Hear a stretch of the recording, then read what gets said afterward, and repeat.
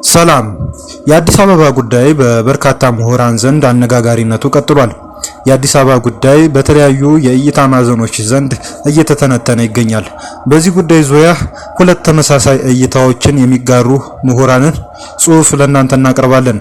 የመጀመሪያው ጽሑፍ የዶክተር አየለ ገላን ጽሑፍ ሲሆን እሱን ባጭሩ ካቀረብን በኋላ ዶክተር ደረጀ ገረፋት ሁሉ ያጋሩትን ጽሑፍ ለእናንተ እናቀርባለን። የዩቲዩብ ቻናላችንን ሰብስክራይብ አድርጉ። እነዚህ ጽሑፎች የጸሐፊዎቹን አቋም የሚገልጹ እንጂ የሚኪያስ ሚዲያ አለመሆናቸውን ለመግለጽ እንወዳለን። ሰብስክራይብ አድርጉን። ይህን ቪዲዮ ላይክ በማድረግ መከታተል ጀምሩ። ወደ ዶክተር አየለ ገላን ጽሑፍ እናመራለን። የአዲስ አበባ ወይም ፍንፍኔ ጉዳይ በማለት ዶክተር አየለ ጽሑፋቸውን ይጀምራሉ። የፍንፍኔ የወደፊት ዕጣ አላስፈላጊ ውዝግብ ውስጥ እንደሰነበተ ይታወቃል። ጉዳዩ ያን ያህል ለምን እንዳከራከረ አይገባኝም። በዚህ ጽሑፍ ሶስት ቁም ነገሮችን ባጭሩ ለማስገንዘብ እሞክራለሁ። ታሪካዊ መሰረት። ይሄ ከተማ የተመሰረተው በኦሮሞ መሬት ላይ መሆኑ በግልጽ ይታወቃል። ከየት አካባቢ የትኛው የቤተሰብ እንደተፈናቀለ ወይም በአሰቃቂ ሁኔታ እንዳለቀ በታሪክ በሚገባ ተመዝግቧል። የማፈናቀል ሂደቱ እስከ ዛሬ የተተገበረ ይገኛል። በሀገር ግንባታ ሂደት የተፈጸሙ አሰቃቂ ድርጊቶችን ወደ ጎን ትቶ ስለ የወደፊት ማህበረሰባዊ ትስስር ላይ ማተኮር ይቻል ይሆናል። ከዚህ አልፎ ግን ታሪካዊ ማፈናቀልንና ማንነት መሰረዝን ህገ መንግስታዊ ማድረግ ፈጽሞ ሊታሰብ አይገባም። እያልኩ ያለሁት አዲስ አበባን ከኦሮሚያ እምብርት ፈልቅቆ ራሷን የቻለች የፌዴራል ከተማ ማድረግ የኢትዮጵያን የሀገር ግንባታ ሂደት ማሰናከል ከመሆን አልፎ ባሉን ችግሮች ላይ ሌላ ተጨማሪና መሰረታዊ ቅራኔ መፍጠር ይሆናል። ከተማዋን የፌዴራል ስር ለማካተት የሚቀርበው የመከራከሪያ ነጥብ ኦሮሞ ያልሆነ የከተማዋ ነዋሪ አብላጫ ቁጥር ያለው መሆኑ ነው። ይሄ እጅግ ደካማና ሰንካላ ምክንያት ነው። አንደኛ፣ በየትም ዓለም ይሄ እንደ ምክንያት ተወስዶ አያውቅም። ለምሳሌ ለንደንን እንውሰድ። በማንነታቸው እንግሊዛዊ የሆኑ ነዋሪዎች ድርሻ እጅግ ትንሽ ነው። ብሪቲሽ ወይም እንግሊሽ፣ ስኮቲሽ፣ ዌልሽ እንኳን ተደምረው ድርሻቸው 36 በመቶ ብቻ ነው። ይሄ መሆኑ ታዲያ ለንደን ኢንግላንድ ስር እንዳትተዳደር አላደረጋትም። አዎ ኢንግላንድ ስር ሆና የራስ ገዝ ከተማ ናት። በተመሳሳይ መልኩ ፊንፊኔ ኦሮሚያ ስር ሆና የራስ ገዝ ከተማ መሆን ትችላለች። ልክ ሎንዶን ከዩኬ የምትገናኘው በኢንግላንድ በኩል አልፋ እንደሆነ ሁሉ ፊንፊኔም ከኢትዮጵያ ጋር የምትገናኘው በኦሮሚያ በኩል መሆን አለበት። ይሄ ፊንፊኔን ከኦሮሚያ ነጥሎ የፌዴራል ከተማ የማድረግ ዳርዳርታ አደገኛ አካሄድ ነው። ለፊንፊኔም ለኦሮሚያም ለኢትዮጵያም አይበጅም። ኢኮኖሚያዊ አገዛዝ። ፍንፍኔ የፌዴራል ከተማ ከሆነች መፈናፈኛ አይኖራትም። ከዚህ በፊት አዲስ አበባ አን ኢንግማቲክ ሲቲ የሚል ጥናታዊ ጽሑፍ አስነብቤ ነበር። እስካሁን ፊንፊኔ እንደ ቅምጥል ልጅ የተመነደገችው ኦሮሚያ ጉያ ስር ሆና ነው። በሕግ የተደነገገ ነገር ባይኖርም በተለምዶ አሰራር ወይም በውስጠ ታዋቂ እንደ ኦሮሚያ አካል ነው የሰነበተችው። የምትፈልገው አቅርቦት በሙሉ ያለ ስስት ከኦሮሚያ ሲፈስላት ነው የቆየው። ቆሻሻዋ ተሰብስቦ ኦሮሚያ ላይ ይዘረገፋል። የተበከሉ ወንዞቿ ታች የኦሮሞ ገበሬዎችን ሕይወትና ከብቶች በግፍ ሲገድል ቆይቷል። ለዚህ መፍትሄ ተፈልጎ አያውቅም። የእስካሁኑ ግንኙነት የተዛባ ነበር። ፊንፊኔ ተጠቃሚ፣ ኦሮሚያ ተጎጂ። ይሄ የጋራ ጥቅም የተባለውን ነገር ስሰማ ፈገግ ያሰኘኛል። ይሄ እኮ በፈረስና በጋላቢው መካከል ያለውን መተሳሰር ነው የሚመስለው። ዋናው ነገር ፊንፊኔ የፌዴራል ከተማ እንድትሆን በህገ መንግስት ከተደነገገ በኋላ ምን ይከተላል የሚለው ነው። ኦሮሚያ እንደ ከዚህ በፊቱ ዝም ብላ አትታለብም። ፍንፍኔ ለምታገኘው ጥቅም ሁሉ መክፈል ይኖርባታል፣ የውሃ አቅርቦትን ጨምሮ። ፍንፍኔ ለምታደርሰው የአካባቢ ብክለት ሁሉ ካሳ መክፈል ይኖርባታል፣ ለቆሻሻ መጣያ ቦታ መግዛትን ጨምሮ። ማለቂያ የማይኖረው የነጋ ጠባ ጭቅጭቅ ይከተላል። ፍንፍኔ የኦሮሚያ አካል ሆና ብትቆይም ሁኔታዎች እንደ በፊቱ አይዘልቁም። ሆኖም ግን የኦሮሚያ መንግስት አቻችሎ ማስተዳደር ይችላል። ችግሮች በውስጣዊ የአስተዳደር ውሳኔ እንዲፈቱ ይደረጋል እና የፊንፊኔ የኦሮሚያ አካል ሆኖ መቀጠል ለከተማዋ እድገትም ሆነ ለነዋሪዎቿ ኑሮ ይመቻል። አዎ ኦሮሚያ ስርም ሆነ ራስ ገዝ ትሆንና ነዋሪዎች መሪዎቻቸውን ይመርጣሉ፣ ልክ የለንደን ነዋሪዎች እንደሚያደርጉት ሁሉ። የቃላት ጨዋታ ይቅር። እላይ የጠቀስኳቸው ታሪካዊና ኢኮኖሚያዊ መሰረቶች የምክክር ጭብጦች መሆን ሲገባቸው በተገባደደው የምክክር ሂደት እነዚህ ዋና ቁም ነገሮች ወደ ጎን ተትተው አላስፈላጊ የቃላት ስንጠቃዎች ትኩረት መሳባቸው አሳዝኖኛል። እነዚሁም መቀመጫ ወይም ሲት እና ዋና ከተማ ወይም ካፒታል ሲቲ የሚሉት ናቸው። በተለይ ከተማዋ ከኦሮሚያ ስር ወጥታ የፌዴራል ከተማ የመደረጓን ጉዳይ ችል ብለው የኦሮሚያ ዋና ከተማ ወይም መጋላ ጉዶ ኦሮሚያ ትሁናቱን የሚለው ጭብጥ የመከራከሪያ ነጥብ ሆኖ ሰንብቷል። በህገ መንግስት ፍንፍኔ ራስ ገዝ የፌዴራል ከተማ እንድትሆን ከፈቀድክ በኋላ መጋላ ጉዶ ኦሮሚያ የተባለው አባባል የተለምዶ አጠራር ከመሆን ያለፈ ምንም ትርጉም የለውም። ባዶ ሐረግ መስሎ ይታየኛል። አሁንም ረፈደ እንጂ ይህን ጉዳይ ለማስተካከል ጊዜ ያለ ይመስለኛል። ምክንያቱም የምክክር ሂደቱ የተዘጋው በዚህ ጉዳይ ላይ መፍትሄ አፈላላጊ ኮሚቴ በመሰየም እንደሆነ እረዳለሁ። እናም የኦሮሚያ ተወካዮች ትኩረታቸውን ከመጋላ ጉዶ አንስተው ፊንፊኔ ኦሮሚያ ስር የምትተዳደር ራስ ገዝ ከተማ ሆና የፌዴራል መንግስት መቀመጫ ሲትና የኦሮሚያ ዋና ከተማ ወይም ካፒታል ሲቲ የምትሆንበትን መንገድ ማፈላለግ ላይ እንዲያተኩሩ መክራለሁ። ልክ ሎንዶን የእንግላንድ አካልና ዋና ከተማ ሆና የዩናይትድ ኪንግደም መንግስት መቀመጫ ሆና እንደምታገለግለው ማለት ነው። ፍንፍኔን የፌዴራል ራስ ገዝ ከተማ ማድረግ መዘዙ ብዙ ነውና ከዚህ መቆጠም ያስፈልጋል። ለኢትዮጵያ የሀገር ግንባታ እና ለአዲስ አበባ ህዝብ ሲባል አርቆ ማስተዋል የግድ ይሆናል በማለት ዶክተር አየለ ገላን ጽሁፋቸውን ይቋጫሉ። በመቀጠል የዶክተር ደረጀን ጽሁፍ እናቀርባለን። ዶክተር ደረጀ ገርፋት ሁሉ በፌስቡክ ላይ ከፍተኛ እንቅስቃሴ የሚያደርጉ ምሁር ናቸው። አዲስ አበባ እንደ ብራስልስ ይላል የጽሁፋቸው ርዕስ። ዛሬ ጠዋት ይሄ ጽሁፍ ፖስት የተደረገበት ወይም የታተመበት ቀን ማለት ነው። የኢዜማው ከፍተኛ አመራር የሆነው ዮሐንስ መኮንን የኦሮሚያ ክልላዊ መንግስት አዲስ አበባ ዋና ከተማ መሆን አለበት ለሚለው መከራከሪያ እንደ ምሳሌ የሚያቀርበው ብራሰልስንና ሳራዬቮን ነው። ነገር ግን ብራሰልስና አዲስ አበባን ምንም የሚያገናኛቸው ነገር የለም የሚል መከራከሪያ ያቀርቧል። ስለ ብራሰልስም በተሳሳተ መልኩ እንዴት ምሳሌ እንደማትሆን ተተንትኗል። ዮሐንስ በጽሁፉ ላይ ጭምር እንደጠቆመው የአዲስ አበባ ጉዳይ አሁንም ለውይይት ክፍት መሆን እንዳለበት አንስቷል። እኔም በዚሁ የዮሐንስ ጥሪ መሰረት እሱ እንደሚለው አዲስ አበባና ብራስልስ ምንም የማይገናኙና ለምሳሌ የማይቀርቡ ሳይሆን ብዙ የሚያመሳስላቸው ነገሮች እንዳሉ አቀርባለሁ። አዲስ አበባና ብራስልስ ሁለንተናዊ በሆነ መልኩ አንድ ናቸው ባይባልም ብዙ የሚያገናኛቸው ነገሮች አሉ። አዲስ አበባና ብራስልስም ብቻም ሳይሆን ኢትዮጵያና ቤልጂየምን የሚያመሳስላቸው ነገር ራሱ ብዙ ነው። ስለዚህ ሁለቱን አጠር አድርገን እንመልከት። ኢትዮጵያ እንደ ቤልጂየም አልፈርድ ስቴፓን እና ሁለት ሌሎች ባልደረቦቹ እንደ አውሮፓውያን አቆጣጠር በ2011 ባሳተሙት ክራፍቲንግ ስቴት ኔሽን በሚለው መጽሐፋቸው የተለያየ ባህል፣ ቋንቋና ሃይማኖት ላላቸው ሀገራት የተሻለው የሀገር ግንባታ የተለመደው የሀገረ መንግስት ኔሽን ስቴት ሞዴል ሳይሆን ስቴት ኔሽን ነው የሚል ነው። በጸሐፊዎቹ ትንታኔ መሰረት ሀገርን አንድ ወጥ ማንነት በኔሽን ስቴት ሞዴል ባለው መልኩ መገንባት ተሞክሮ ወድቋል።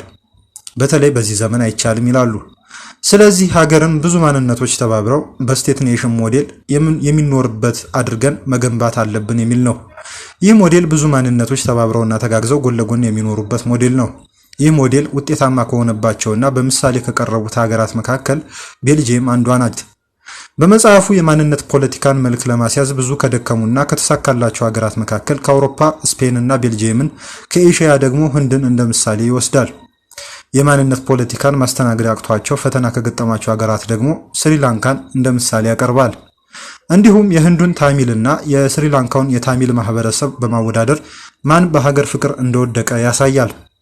የህንዱ ታሚል ማንነቱ ተከብሮለት ስለሚኖር ህንዳዊነቱ እጅግ መሬት እንደያዘ ያሳያል። ስሪላንካዊው ታሚል ግን አቅም አጥቶ ነው እንጂ ለመገንጠል የታሚል ነብሮች ታሚል ታይገር የሚል ዓለምን ያናወጠ ሸማቂ ማቋቋሙን እንደ ማሳያ ያቀርባል።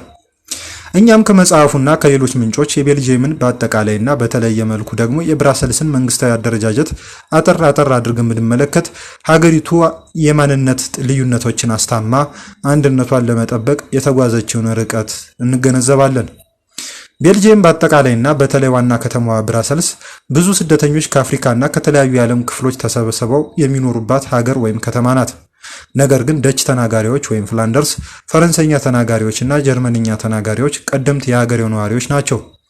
በእነዚህ የህብረተሰብ ክፍሎች መካከል ያለውን ልዩነት አስታሞ የቤልጂየምን አንድነትና ህልውና ለማጽናት የቤልጂየም ፖለቲከኞች ያልወጡት ጋራና ያልወረዱት ቁልቁለት የለም።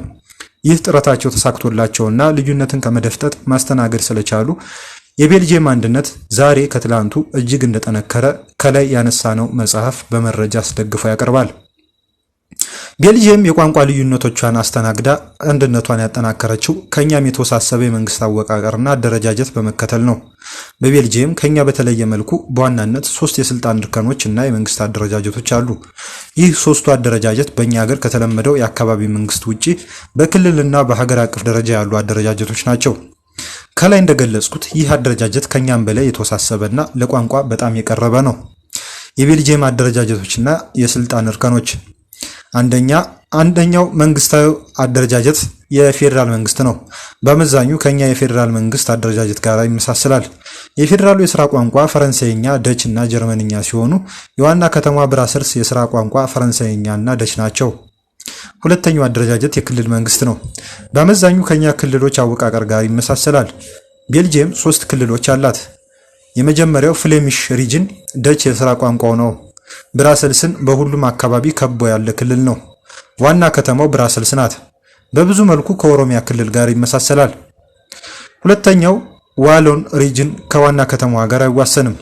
ፈረንሳይኛ ተናጋሪ እና ጀርመንኛ ተናጋሪ ማህበረሰብ ይኖርበታል። ፈረንሳይኛ እና ጀርመንኛ የክልሉ የሥራ ቋንቋ ናቸው። ብራሰልስ ካፒታል ሪጅን ሙሉ በሙሉ በፍሌሚሽ ክልል የተከበበ ዋና ከተማዋን መነሻ አድርጎ የተመሰረተ ክልል ነው። ፈረንሳይኛ እና ደች የሥራ ቋንቋው ናቸው። ሶስተኛው አደረጃጀት የማህበረሰብ መንግስት ኮሚዩኒቲ ጋቨርንመንት ነው። ይህ ከኛ ፍጹም የተለየ አደረጃጀት ነው። በጣም በተወሰነ መልኩ ኢህአዴግ ከመፍረሱ በፊት የኢህአዴግ አባል ድርጅቶች ያላቸው ድርሻ ያለው ይመስላል። ይህ የማህበረሰብ አደረጃጀት ማህበረሰቡ ባለበት ቦታ ሁሉ ማህበረሰቡን የተመለከቱ ጉዳዮችን ይሰራል። ትምህርት፣ ጤና፣ ቋንቋ፣ ባህልና ሌሎች ማህበራዊ አገልግሎትን በተመለከተ ስልጣንም አለው። ቤልጂየም 3 የማህበረሰብ መንግስት አላት። እነዚህ የማህበረሰብ መንግስታት አንደኛ የፍሌሚሽ ማህበረሰብ መንግስት ፍሌሚሽ ኮሚኒቲ ጋቨርንመንት። ይህ ከፍሌሚሽ ክልላዊ መንግስት ጋር ተጣምሯል። ይህ ጥምረት ነገሩን ያወሳሰቡት ይመስላል። የፍሌሚሽ ማህበረሰብ መንግስት ያለው ስልጣን የፍሌሚሽ ክልላዊ መንግስት ስልጣን ሆኗል። ስለዚህ የክልሉ መንግስት በዋና ከተማው ብራሰልስ ላይ በዚህ በኩል ስልጣን አለው። ለማንኛውም ይህ አደረጃጀት የፍሌሚሽ ህብረተሰብን ቋንቋ፣ ባህል፣ ትምህርት፣ ጤናና ሌሎች ማህበራዊ ጉዳዮችን በተመለከተ በሁሉም ቦታ ስልጣን አለው። ሁለተኛ የፈረንሳይኛ ተናጋሪ ማህበረሰብ ወይም ፍሬንች ስፒኪንግ ኮሚዩኒቲ መንግስት የፈረንሳይኛ ተናጋሪ ህብረተሰብን ቋንቋ፣ ባህል፣ ትምህርት፣ ጤናና ሌሎች ማህበራዊ ጉዳዮችን በተመለከተ በሁሉም ቦታ ስልጣን አለው። ሶስተኛ የጀርመንኛ ተናጋሪ ማህበረሰብ ጀርመኒ ስፒኪንግ ኮሚዩኒቲ መንግስት ናቸው። የጀርመንኛ ቋንቋ ተናጋሪ ማህበረሰብን ቋንቋ፣ ባህል፣ ትምህርት፣ ጤናና ሌሎች ማህበራዊ ጉዳዮችን በተመለከተ በሁሉም ቦታ ስልጣን አለው። በእርግጥ የጀርመንኛ ተናጋሪ ማህበረሰብ በአመዛኙ የሚኖረው በዋሎን ክልል ጥግ ነው። ክልሉ ከጀርመን ጋር የሚዋሰንበት አካባቢ ማለት ነው። በአጭሩ የማህበረሰብ መንግስት ድርሻ በእኛ ሀገር በአመዛኙ ከክልል መንግስት ስልጣን ጋር ተቀላቅሏል። የፍሌሚሾቹ የክልል መንግስትና የማህበረሰብ መንግስት ልክ እንደኛ ሀገር ክልል መንግስታት ስልጣናቸው ተቀላቅለዋል። ስለዚህ ህብረተሰብን በቋንቋ መደራጀት የኛ ሀገር ብቻ አድርገን መውሰድ የለብንም። የአውሮፓ ህብረት መቀመጫ የሆነችው ሀገር ቤልጂየም ከኛ በባሰ መልኩ የተወሳሰበና በቋንቋ ላይ የተመሰረተ አደረጃጀት አላት ለማለት ነው። የሚበጀንን ወስዶ ከኛ ነባራዊ ሁኔታ ጋር ማጣጣም የኛ ድርሻ ነው። ይህ ደግሞ በአንድ ምሽት አይሆንም። ስክነትንና ከዛሬ አልፎ ከዘመናት በኋላ ልጆቻችን እና የልጅ ልጆቻችን እንዴት በፍቅር አብረው ይኖራሉ ብሎ ማሰብን ይጠይቃል። እኔ ስክነቱም ሆነ ሀገርን ለልጅና ለልጅ ልጆቻችን በሚመች መልኩ ለመገንባት ማሰቡ በሂደት ይመጣል ብሎ ከሚያስቡት ተስፈኞች መሃል ነኝ። ብራሰልስ እንደ አዲስ አበባ። ብራሰልስ በመካከለኛው ዘመን ስትመሰረት ደች ተናጋሪ ፍላሚሾች ወይም ፍላንደርስ በአመዛኙ የሚኖሩባት ከተማ ነበረች። ከተማዋ ዛሬም በፍላሚሽ ክልል የተከበበች ናት። አዲስ አበባ በኦሮሚያ ክልል እንደተከበበችው ማለት ነው። ብራሰልስ እያደገች ስትመጣ በሂደት ፈረንሳይኛ ተናጋሪ የህብረተሰብ ክፍሎች በመንግስት ስራና በንግድ ምክንያት በብዛት ለኑሮ ምርጫቸው አደረጓት። ፈረንሳይኛ ቋንቋ አፋቸውን በፈረንሳይኛ የፈቱት ነዋሪዎች ብቻም ሳይሆን ደች ተናጋሪ ፍላሚሾችም የሚያዘወትሩት ቋንቋ ሆነ። ፈረንሳይኛ ከደች በላይም በኢኮኖሚ የተሻለው የህብረተሰብ ክፍል የሚናገረው ቋንቋ ሆኖ ወጣ። ደች ደግሞ ተራው ህዝብ የሚግባባበት ቋንቋ ሆኖ ቀረ። ይህ ለረጅም ጊዜ የቆየ ቢሆንም በኋላ ላይ የቋንቋ ጉዳይ በቤልጂየም አወዛጋቢ ሆኖ ተገኘ። ይህም ከኛ ሀገር ጋር ሙሉ በሙሉ አንድ ባይሆንም እጅግ ተመሳሳይ ነው። አፋን ኦሮሞና አማርኛ በአዲስ አበባ ያላቸው ድርሻ የደችና የፈረንሳይኛ ቋንቋዎች በብራሰልስ ካላቸው ጋር ይመሳሰላል። በሌላ መልኩ ብራሰልስ የአውሮፓ ህብረት መቀመጫ ናት፣ ልክ አዲስ አበባ የአፍሪካ ህብረት መቀመጫ እንደሆነችው። ብራሰልስ የቤልጅየም ዋና ከተማ ናት፣ ልክ አዲስ አበባ የኢትዮጵያ ዋና ከተማ እንደሆነችው። ብራሰልስ የፍላሚሽ ክልል ዋና ከተማ ናት፣ ልክ አዲስ አበባ የኦሮሚያ ዋና ከተማ እንደሆነችው። ብራሰልስ በፍላሚሽ ክልል ሙሉ በሙሉ የተከበበች ናት፣ አዲስ አበባ በኦሮሚያ ክልል እንደተከበበችው ማለት ነው። ብራሰልስ 19 ክፍለ ከተሞች ወይም ሙኒሲፓሊቲ አሏት። እነዚህ ክፍለ ከተሞች የሚተዳደሩት በህዝብ ተመራጭ ነው።